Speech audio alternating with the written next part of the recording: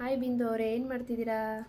ನಾನು embroidery ಸ್ಟಿಚಸ್ಗಳನ್ನ video ಮಾಡಬೇಕಿತ್ತು. So ಅದಕ್ಕೇ ವಿಡಿಯೋ ರೆಕಾರ್ಡ್ ಮಾಡೋದಕ್ಕೆ ಸ್ಟಿಚಸ್ ಹಾಕ್ತಾ ಇದ್ದೆ. ಮತ್ತೇನು ಫುಲ್ ಖುಷಿ ಆಗ್ಬಿಟ್ಟಿದ್ದೀರಾ ಇವತ್ತು? ಏನು ವಿಷಯ?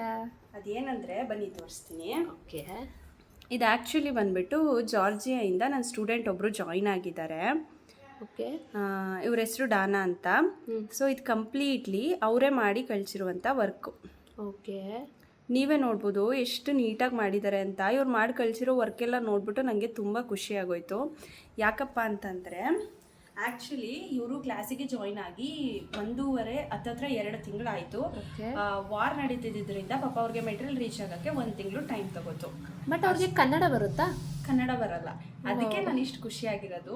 ಪಾಪ ಪೇಷನ್ಸಿಂದ ವೆಯ್ಟ್ ಮಾಡಿ ಮೆಟೀರಿಯಲ್ ಬರೋ ತನಕ, ಮೆಟೀರಿಯಲ್ ಸಿಕ್ಕಿದ ಮೇಲೆ ವರ್ಕ್ ಸ್ಟಾರ್ಟ್ ಮಾಡಿರೋದು. ಆ್ಯಕ್ಚುಲಿ ಅವ್ರು ಕ್ಲಾಸಿಗೆ ಜಾಯಿನ್ ಆಗಬೇಕಾದ್ರೆ ಏನು ಹೇಳಿದ್ರು ಅಂದರೆ ಅವ್ರಿಗೆ ಕನ್ನಡ ಬರಲ್ಲ.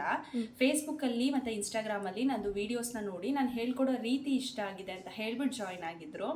ಆ್ಯಂಡ್ ಕಂಪ್ಲೀಟಾಗಿ ಅವರು ನನ್ನ ವೀಡಿಯೋಸ್ನ ನೋಡಿ ವರ್ಕ್ ಮಾಡಿ ಕಳಿಸಿದ್ದಾರೆ. ಅವರಿಗೆ ಕನ್ನಡ ಸ್ವಲ್ಪನೂ ಬರಲ್ಲ, ಬಟ್ ಆದ್ರೂ ಇಷ್ಟು ಚೆನ್ನಾಗಿ ವರ್ಕ್ ಮಾಡಿ ಕಳಿಸಿರೋದು ನೋಡಿ ನಂಗೆ ತುಂಬ ಖುಷಿ ಆಗ್ತಿದೆ. ಆ್ಯಂಡ್ ಅವ್ರು ಏನು ಹೇಳ್ತಿದ್ದಾರೆ ಅಂದರೆ, ನೀವು ತುಂಬ ನೀಟಾಗಿ ವರ್ಕ್ನ ಹೇಳ್ಕೊಟ್ಟಿದ್ದೀರಾ, ನನಗೆ ಕನ್ನಡ ಬರಲಿಲ್ಲ ಅಂದ್ರೂ ಜಸ್ಟ್ ನಿಮ್ಮ ವೀಡಿಯೋಸಲ್ಲಿ ನೀವು ಎಕ್ಸ್ಪ್ಲೈನ್ ಮಾಡಿರುವಂತಹ ಸ್ಟೆಪ್ ಬೈ ಸ್ಟೆಪ್ ನೀವು ಕೈಯಲ್ಲಿ ಸ್ಟಿಚಸ್ನ ತೋರಿಸಿರೋದ್ರಿಂದನೇ ನಾನು ಇಷ್ಟು ನೀಟಾಗಿ ಕಲ್ತಿದ್ದೀನಿ ಅಂತ ಹೇಳ್ತಿದ್ದಾರೆ. ಸೊ ನನಗಂತೂ ತುಂಬ ಖುಷಿ ಆಗ್ತಿದೆ. ಆ್ಯಕ್ಚುಲಿ ನನಗೆ ಕಾಲ್ ಮಾಡಿದಾಗ ತುಂಬ ಜನ ಕೇಳೋದಿದೆ, ಆನ್ಲೈನಲ್ಲಿ ನಾವು ಕಲಿಬೋದಾ ಅಂತ. ನೀವೇ ನೋಡ್ಬೋದು, ಕನ್ನಡನೇ ಬರದೇ ಇರೋರು ಜಸ್ಟ್ ನನ್ನ ವೀಡಿಯೋಸ್ನ ನೋಡಿನೇ ಇಷ್ಟು ಚೆನ್ನಾಗಿ ಕಲಿತಿದ್ದಾರೆ ಅಂದರೆ ಇನ್ನು ಕನ್ನಡ ಬರೋರು ನೀವು ಇನ್ನೂ ಎಷ್ಟು ಚೆನ್ನಾಗಿ ಕಲಿಬೋದು ಅಂತ.